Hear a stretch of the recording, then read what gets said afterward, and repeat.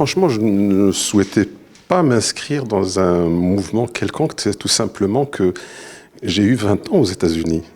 Et j'y suis resté un bon bout de temps. Je continue à y aller, à séjourner très fréquemment dans ce beau pays. Ce beau pays avec ses zones d'ombre et ses zones de lumière, hein, bien évidemment. Et c'est un pays que j'aime énormément, dont j'aime le cinéma, dont j'aime la littérature, bien sûr. Vous avez parlé de la Beat Generation, mais toute la littérature. Faulkner, Hemingway, Steinbeck, tous ces gens qui m'ont formé déjà quand j'étais à César. Je tiens à cela. J'ai vraiment dans ma librairie, une petite librairie à César, j'ai découvert ces auteurs. Ils m'ont fait voyager. Donc je suis allé en Amérique avant d'y poser le pied, au début des années 70. Et du coup, comme je continue d'y aller, je me plais bien et je traverse ces grands espaces. Et j'adore le jazz en plus, toute la musique. J'étais un peu musicien quand j'étais à César. On avait un groupe de rock. Vous voyez, ça vient de loin tout ça. Et puis après, je me suis initié au-delà du rock au jazz. Et puis forcément, ça a pris le dessus quand j'ai commencé à raconter. Parce qu'en Amérique, on ne peut pas faire sans le jazz. On ne peut pas traverser ces grands espaces sans musique. C'était ça le sens de ce livre.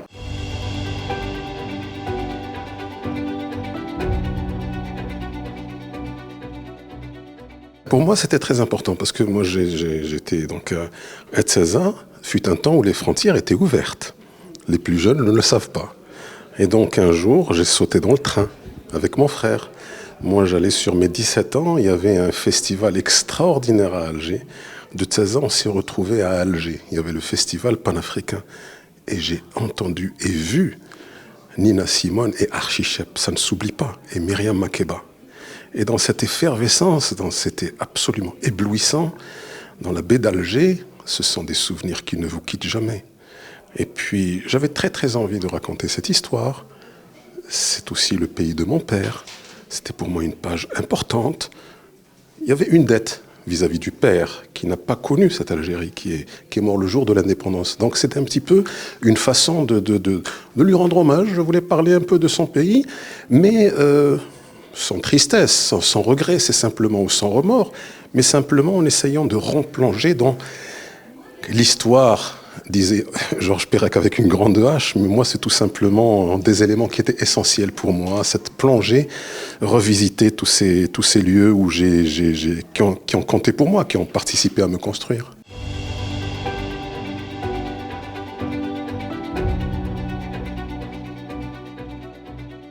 Bien sûr, parce que l'Algérie est un beau pays, le peuple algérien est un peuple magnifique, et se trouver muselé de cette manière, c'est extrêmement triste.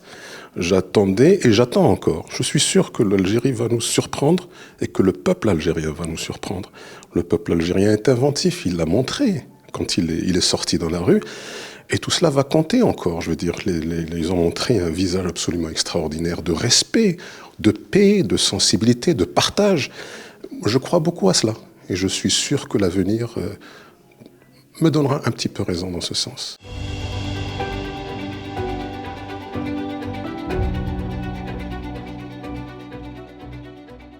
Très franchement, ce n'était pas encore une fois réfléchi. Et j'étais très très heureux quand à la fois mon éditrice, il y a une éditrice avec l'éditeur, m'a dit que les femmes avaient un très beau rôle, une très belle attitude. J'ai été très très touché. Vous êtes encore une personne qui me dit cela. Et je crois que je dois cela au fait que j'ai été élevé par des femmes. Parce que bon, quand voilà, j'ai dû grandir, il y avait ma femme, maintenant bien sûr, mais il y avait aussi mes sœurs, quand j'ai grandi, mes sœurs, il y avait ma mère et ma grand-mère. Donc vous voyez, ce sont des femmes qui étaient capables dans un Maroc des années 60. Et quelque part, indirectement, vous voyez, inconsciemment, je leur rends un petit peu hommage et ça me fait très plaisir que ce soit perçu de cette manière-là.